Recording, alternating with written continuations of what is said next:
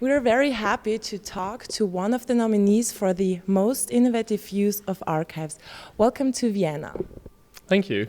You said you're working for the Institute of Sound and Vision in the Netherlands.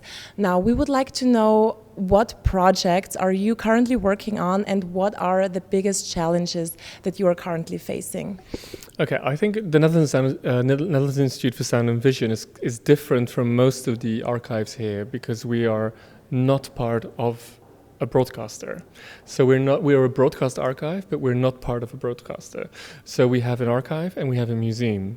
So I think one of the biggest challenges that we're working on now is to make that connection between the archive and the museum. The museum in the building that we have, but also online. And I think the online presentation of audiovisual material is very difficult because of rights issues.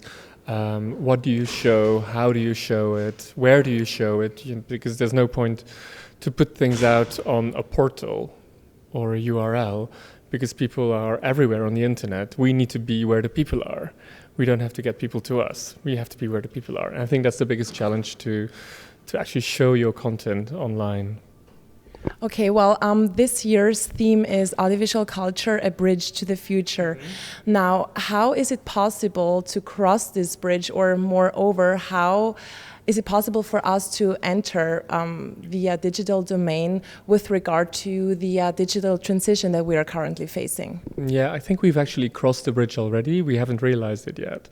And we're not doing very well as archives to work in that new multimedia world.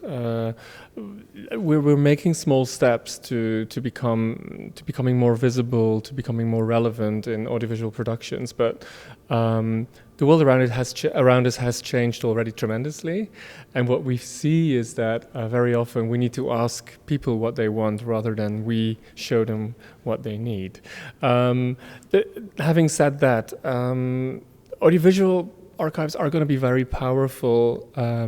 My belief is that an audiovisual archive can be a very powerful or important entity in a multimedia society because the society we live in is basically thriving on information.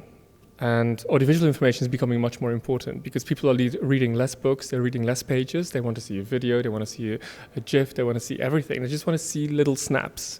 And audiovisual is becoming increasingly important as a source of information. So I think we can become very relevant. We have to cross that. We have crossed the bridge. We just have to find out where we can make ourselves useful. And that we're working on, I hope. At least we are. Talking about the future, in your opinion, how will audiovisual archives look like in the year 2020? What can we expect to encounter?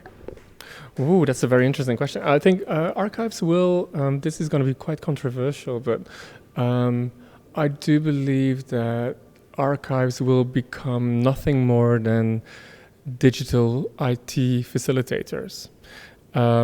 Because the audience, the people who make material, the people who use material are going to be increasingly the same groups.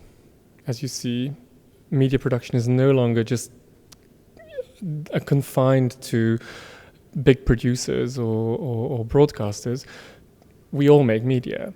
So I think the archive as a guide or as a contextualizer is going to become less and less important because there's going to be more knowledge about society, about the content, about the collections that we have outside the institutes than inside the institutes. So I think as an archive we should actually focus on that digital facilitating. Yeah. Thank you so much for your time and for the interview, and we of course wish you 3 more very successful days here at the FIAT IFTA World Conference.